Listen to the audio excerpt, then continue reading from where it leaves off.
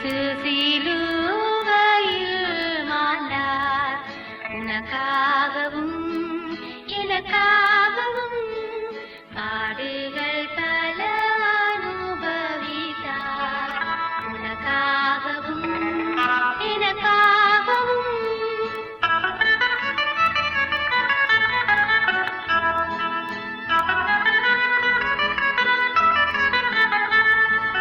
நதியை போலி ரத்தம் வடிந்தது, மரணத்தின் கூரம் ஓடிந்தது. நதியை போலி ரத்தம் வடிந்தது, மரணத்தின் கூரம் ஓடிந்தது.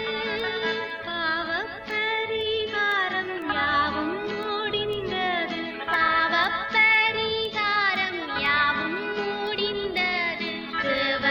குமாரனின் இரத்தத்தினால் இயேசு சிலுவையில் மாண்டார், உனக்காகவும் எனக்காகவும் பாடுகள் பல அனுபவித்தார்.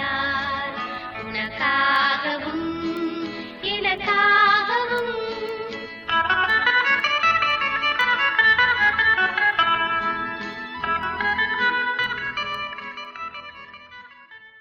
கர்த்தருக்குள் அன்பானவர்களே, அனுதினமும் கிறிஸ்துவுடன் தியான வேலைக்கு உங்களை அன்புடன் அழைக்கிறோம். இன்றைய தியானத்திற்கான வேத வாசிப்பு அப்போஸ்தலர் 2ஆம் அதிகாரம் வசனங்கள் 14 முதல் 36 வரை, வெளிப்படுத்தல் 20ஆம் அதிகாரம் வசனங்கள் 11 முதல் 15 வரை. தியானத்திற்கான தலைப்பு பாதாளத்தின் திறவுகோல். நான் மரணத்திற்கும் பாதாளத்திற்கும் உரிய திறவுகோள்களை உடையவராய் இருக்கிறேன். வெளிப்படுத்தல் 1:18. அரசர்கள் முதல் ஆண்டிகள் வரையிலும் எதிர்கொள்ள தயங்குகிற ஒரு காரியம் உண்டென்றால் அது அவர்களது மரண நேரம்தான். ஆனால் ஆட்டுக்குட்டியானவரின் இரத்தத்தினால் மீட்டு கொள்ளப்பட்ட நமக்கோ அது சாதாரண நேரம் அல்ல, வெற்றியின் நேரமாகும். ஏனெனில் மரணத்தின் திறவுகோலை வைத்திருப்பவர் நமது ஆண்டவர் அல்லவா. அவர் மரித்து அடக்கம் பண்ணப்பட்டு பாதாளத்தில் இறங்கினார். இப்படியாக விசுவாச அறிக்கையை ஏறெடுக்கும் நாம் அந்த வார்த்தையின் ஆழத்தை சிந்தித்து பார்ப்பதில்லை. மனுஷன் சந்திக்க வேண்டிய மரணத்தை மாம்சத்திலே வந்த கிறிஸ்து தாமே சந்தித்து எப்பொழுதும் நம்மை விழுங்கிவிட வகை பார்க்கும் பாதாளத்திற்கும் இறங்கினார். அவர் மரணத்தினால் கட்டப்பட கூடாதிருந்தும் என்றும் கிறிஸ்துவினுடைய ஆத்துமா பாதாளத்திலே விடப்படுவதில்லை என்றும் முன்னறிந்து என்றும் வாசிக்கிறோம். அப்போஸ்தலர் 2ஆம் அதிகாரம் வசனங்கள் 24-31. ஆம், பாதாளம் இயேசுவை கண்டு நடுநடுங்கியது. அதனால் அவரை ஒளித்து வைக்க முடியவில்லை. பாதாளத்திற்குள் இறங்கியவர் சும்மாவா வெளியேறினார்? இல்லை, அதன் திறவுகோலையும் எடுத்துக்கொண்டு ஜெயத்துடன் வந்தார்.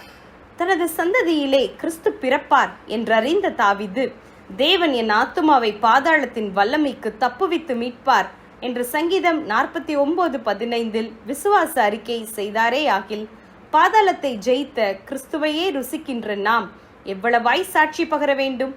மரணமும் பாதாளமும் அக்கினி கடலிலே தள்ளப்பட்டன என வெளிப்படுத்தல் 20:14 வசனம் கூறுவதால் பின்னர் நமக்கு பயமேன்? பிரியமானவர்களே, இன்று நமது வாழ்வு போராட்டங்கள் நிறைந்ததாய் இருக்கின்றன. வினோதமான வியாதிகள், பயங்கரமான சூழ்நிலைகள், திடுக்கிடும் ஆபத்துகள், யுத்தங்கள், இயற்கை சீற்றங்கள் என்று யாவுமே மனிதனை பயமுறுத்தி கொண்டிருக்கின்றன. தேவ பிள்ளையே, உன் சரீரம் அழிக்கப்படும் ஆபத்து உனக்கு ஏற்பட்டாலும் நீ ஆட்டுக்குட்டியானவரின் இரத்தத்தினாலே மீட்கப்பட்ட உறுதி உனக்கு இருப்பின் நீ பயப்படாதே. பாதாளத்தின் திறவுகோலை கொண்டிருப்பவர் நமது மீட்பர். சகல ஆளுகைகளும் அவருக்குள்ளேயே அடங்கி இருக்கிறது. முழு அதிகாரங்களும் அவருக்குள்ளேயே இருக்கிறது. ஆகவே ஜெயம் கொண்டவருடன் நாமும் நிச்சயம் ஜெயம் எடுப்போம். மரணமே உன் கூரெங்கே, பாதாளமே உன் ஜெயம் எங்கே? நம்முடைய கர்த்தராகிய இயேசு கிறிஸ்துவினாலே நமக்கு ஜெயம் கொடுக்கிற தேவனுக்கு ஸ்தோத்திரம். 1 கொரிந்தியர் 15ஆம் அதிகாரம் வசனங்கள் 55-57. ஜெபம் செய்வோமா? அன்பின் கர்த்தாவே, மரணத்தை ஜெயமாக விழுங்கி வெற்றி சிறந்தீர். இந்த நாள் ஜெயம் கொண்ட நாள் என்று அறிந்து உம்மை துதிக்கிறோம். நாங்களும் உம்முடன் ஜெயம் கொள்ள எங்களை வழி நடத்தும். இயேசுவின் நாமத்தில் பிதாவே, ஆமேன்.